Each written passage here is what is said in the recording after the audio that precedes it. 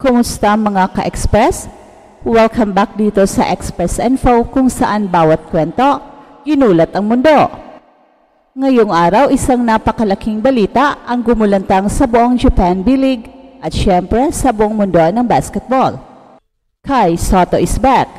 Oo mga ka-Express, bumalik na nga si Kai sa Japan at hindi lang basta balik, ginulantang niya ang buong arena.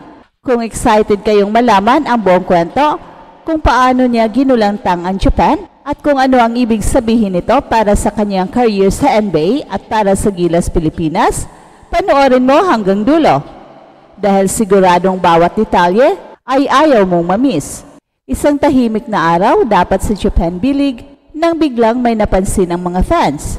Isang matangkad, familiar na figure na biglang sumilip sa arena ng Koshigaya Alphas. Walang warning, walang announcement. Parang isang eksena sa pelikula. Isang sigaw, tapos kasunod nun ay isang alon ng excitement. Si Kai Sotto pala ang nakita nila. Sigawan ang buong arena, yung tipong akala mo nag-champion na agad ang Koshigaya. Ang mga Hapon, hindi na napigilan ang kanilang excitement. Well, kasi naman, ilang buwan na rin mula nang huli nilang nakita si Kai.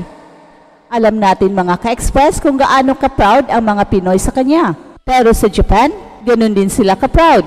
Hindi lang siya basta import player, icon siya para sa kanila. Kaya nung nakita siyang muli, kahit hindi pa siya naka-uniform, kahit hindi pa siya naglalaro, ramdam na ang impact ni Kai Sotto. Balikan natin sandali mga ka-Express. Hindi ba ilang buwan lang ang nakaraan? Malungkot ang naging balita. Kai had to say goodbye sa Koshigaya Alphas dahil sa kanyang injury.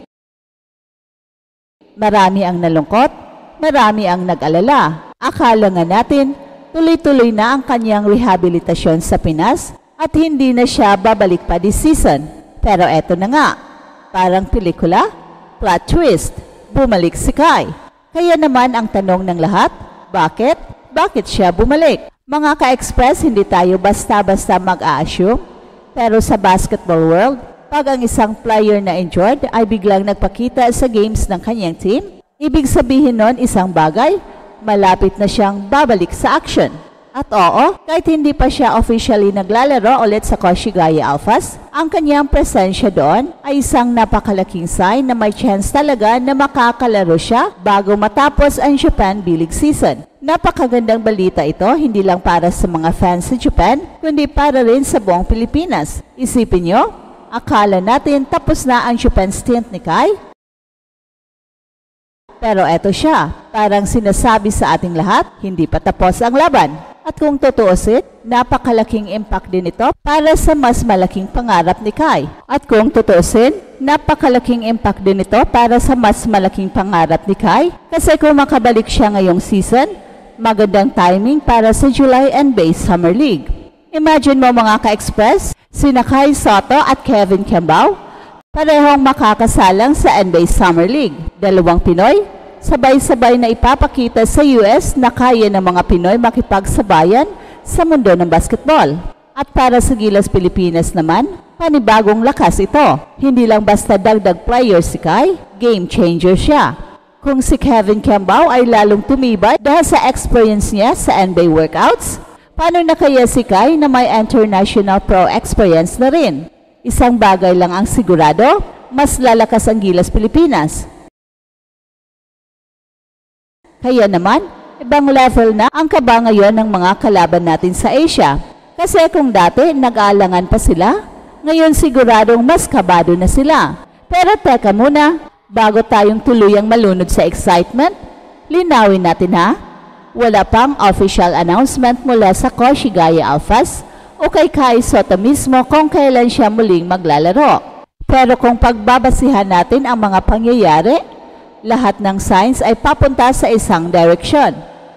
Malapit na ang pagbabalik niya sa court.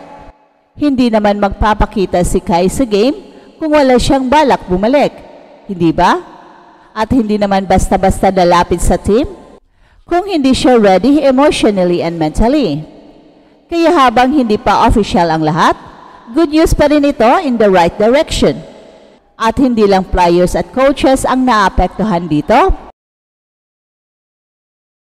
Pati na ang mga fans, lalo na ang mga Pinoy sa Japan, sobrang excited. Marami sa kanila, bumibili na ulit ng ticket sa mga susunod na laro ng Koshigaya Alphas. Umaasa sila na baka sa mga darating na games, makita nilang muli na maglalaro si Kai, magpakitang gilas at syempre, manggulat sa mundo. Kaya sa bawat galaw ni Kai ngayon, ramdam natin ang pagbabalik ng kanyang apoy at determinasyon. Hindi man agad-agad, pero bawat hakbang niya pabalik sa court ay simbolo ng kanyang walang sawang pangarap, hindi lang para sa kanyang sarili, kundi para sa buong Pilipinas na patuloy na naniniwala at sumusuporta sa kanya.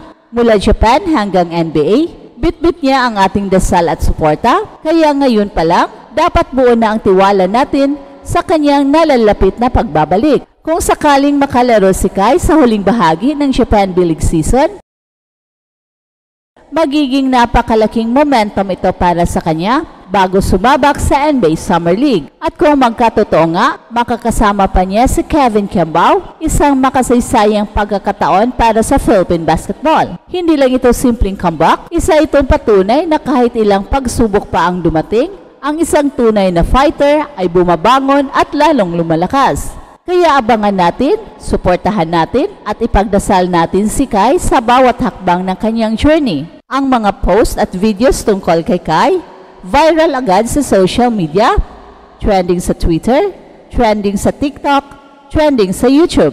Kitang-kita natin na hindi pa rin nawawala ang suporta ng buong bayan sa kanya. At habang naghihintay tayo ng official confirmation, isang bagay ang gusto kong iwanan sa inyo. Hope, pag-asa. Hindi tayo mawawala ng pag-asa para kay Kai.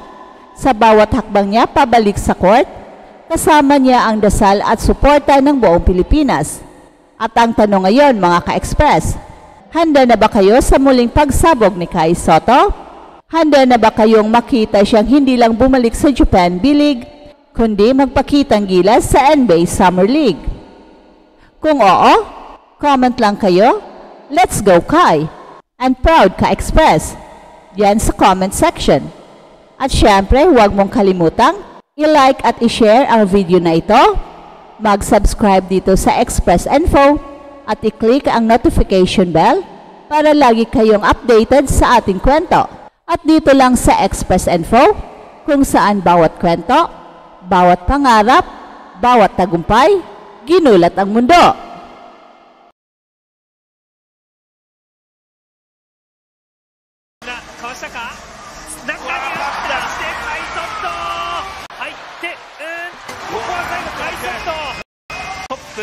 ハイポストからカイソット落ちてもう一度カイソット